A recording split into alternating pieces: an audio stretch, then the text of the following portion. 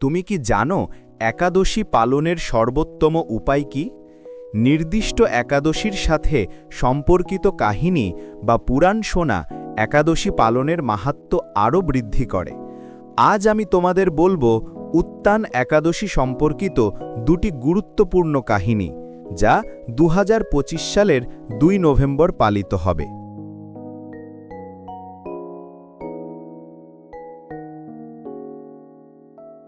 প্রথম কাহিনী ভগবান বিষ্ণুর সম্পর্কে। একসময় এই সৃষ্টিজগৎ সৃষ্টি করার পর ভগবান বিষ্ণু আষাঢ় মাসের দেবশয়নী একাদশীর দিনে গভীর যোগনিদ্রায় প্রবেশ করেন। এরপর টানা 4 মাস, যা চাতুর্মাস্য নামে পরিচিত, সমস্ত শুভ কাজ যেমন বিবাহ, যজ্ঞ ও দীক্ষা ইত্যাদি স্থগিত থাকে, কারণ তখন ভগবান বিশ্রামে থাকেন। 4 মাস পর কার্তিক মাসে উত্তান একাদশীর দিনে ভগবান বিষ্ণু তার ঐশ্বরিক নিদ্রা থেকে জাগ্রত হন।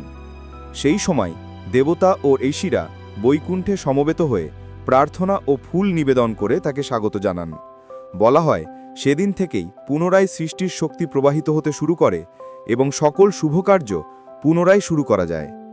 এই কারণেই উত্তান একাদশীকে বলা হয় দেব উত্থান একাদশী, অর্থাৎ যেদিন দেবতারা জাগ্রত হন। দ্বিতীয় কাহিনী তুলসী ও শালগ্রাম বিবাহ।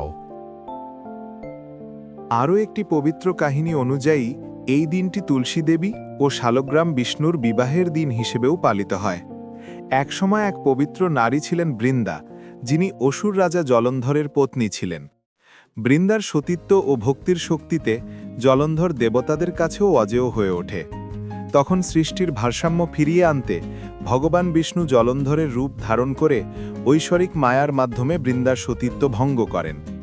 এ কথা জানতে পেরে বৃন্দা বিষ্ণুকে অভিশাপ দেন যেন তিনি শালগ্রাম শিলা রূপে পরিণত হন, আর বৃন্দা নিজেই তুলসী গাছ হয়ে জন্ম নেন। পরে বৃন্দা উপলব্ধি করেন বিষ্ণুর ঐশ্বরিক উদ্দেশ্য এবং বিষ্ণু তাকে আশীর্বাদ দেন, আজ থেকে তুমি চিরকাল আমার প্রিয় হবে, তোমার পাতা ছাড়া আমার কোনো পূজা সম্পূর্ণ হবে না। তখন থেকেই প্রতি বছর উত্থান একাদশীর দিনে তুলসী বিবাহ পালিত হয়, যা ঈশ্বরীয় প্রেম ও ধর্মের পুনর্মিলনের প্রতীক। উত্থান একাদশী আমাদের শেখায় বিশ্রাম বা অন্ধকারের পর সবসময় আসে জাগরণ। এটি এমন এক সময় যখন আমরা নিজেদের অন্তরের বিশ্বাস ও শক্তিকে নতুন করে জাগাতে পারি। এই দিন থেকে শুভ কাজের সূচনা হয়, কারণ যখন ভগবান বিষ্ণু জেগে ওঠেন তখন পুরো বিশ্ব জেগে ওঠে তার সঙ্গে।